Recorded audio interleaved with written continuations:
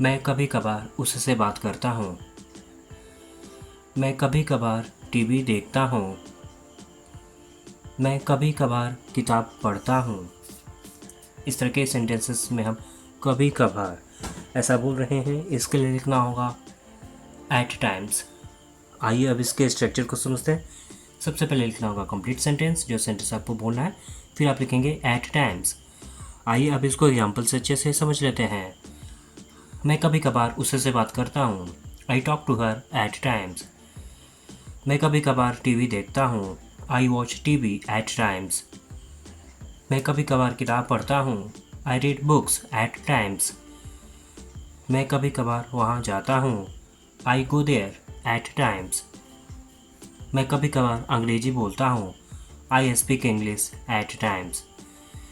मैं कभी कभार चाय पीता हूँ। I take tea at times. ये होमवर्क आपके लिए, जिसका अप्लाई आपको इसी वीडियो के कमेंट सेक्शन में करना है। मैं कभी कभार समाचार पत्र पढ़ता हूँ।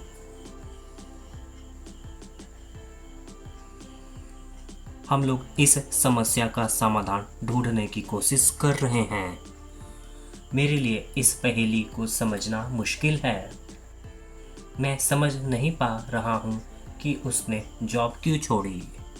इस तरह के सेंटेंसेस में हम समस्या का समाधान ढूंढना या समझना या पता लगाना ऐसा बोल रहे हैं। इसके लिए लिखना होगा फिगर आउट, जहाँ पर फिगर मेन वर्ब है। आइए अब इसके स्ट्रक्चर को समझते हैं। सबसे पहले लिखना होगा सब्जेक्ट, फिर सब्जेक्ट के अकॉर्डिंग हेल्पिंग वर्ब, फिर आपको लिखना होगा फिगर आउट और लास्ट में अदर वर्ड्स। फिर फिगर आउट मेन वर्ब है, आप इसको सब्जेक्ट या टेंस के अकॉर्डिंग चेंज कर सकते हैं। आइए अब इसको एग्जाम्पल से अच्छे से समझ लेते हैं। हम लोग इस समस्या का समाधान ढूंढने की कोशिश कर रहे हैं। We are trying to figure out this problem. मेरे लिए इस पहेली को समझना मुश्किल है। It's difficult for me to figure out this puzzle. मैं समझ नहीं पा रहा हूँ कि उसने जॉब क्यों छोड़ी। I can't figure out why he quit his job. मैंने सच का पता लगा लिया है। I have figure out the truth. क्या तुम मुझे इस मामले का पता लगाने दोगे?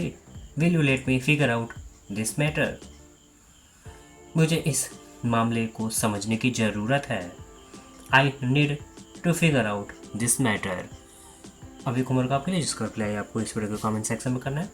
मैंने इस रहस्य का पता लगा लिया है।